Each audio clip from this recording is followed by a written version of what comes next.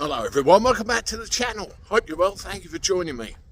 You know, it's been a right old storm, isn't it? You can see one actually gathering in the skies above me. It's getting colder again. Well, with reform I mean Farage, Rupert Lowe and everything that's going on. And there's one thing that you learn in times of crisis where people are kind of reaching out to destroy you and blacken your good name. You get to know who your friends are. And this has happened to Rupert Lowe in droves.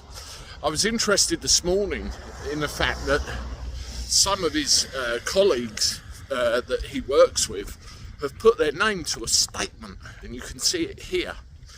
And they've basically said that Rupert Lowe is a lovely bloke, never had any problem with him, he's great to work for, loyal, honest, kind, and all the other attributes you'd expect in a reasonable human being, and there's not too many of those in this day and age, is there really?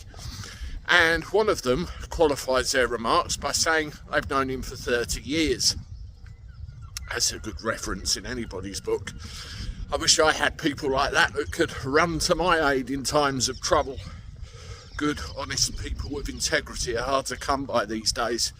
Well, Nigel Farage has got to learn to shut up, because the more he responds at interview with all this, the more damage he's doing to the cause of reform. And as I said in a video yesterday, I'm struggling to find any positive measure in my support for reform because of the way they've behaved. Not only towards Rupert Lowe, but towards Howard Cox and Ben Habib before him. I hope that this doesn't end up in a situation where we end up splitting everything up and people start voting for Tory and Labour again. I really hope that doesn't happen, but the mentality of the voting public, it could, I suppose.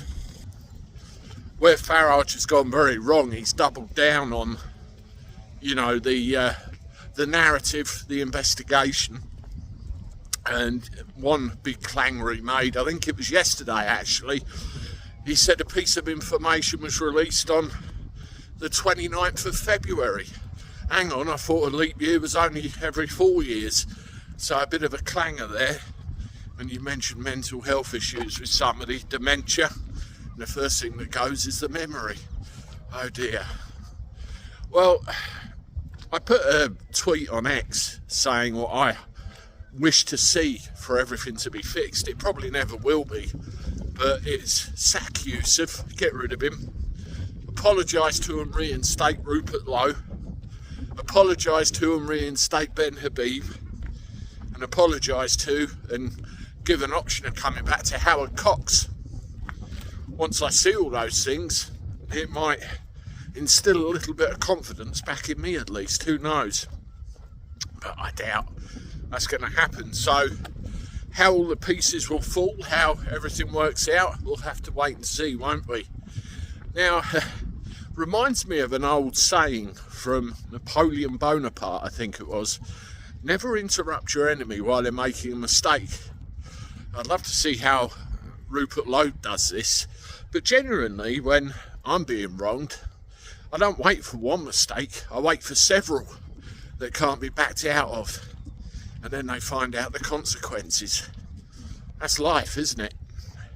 Anyway, I'm off. I look forward to talking to you soon. Toodaloo.